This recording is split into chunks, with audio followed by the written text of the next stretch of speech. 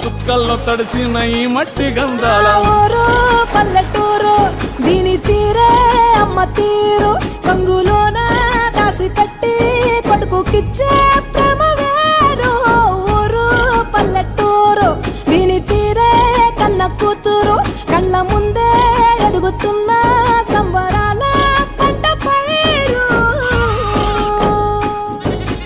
వంద గడపల మందన పల్లె గోడగట్టని గూడున పల్లె చెరువుల తుల్లటి జల్ల షాపోలే రామ రామ రామ రామ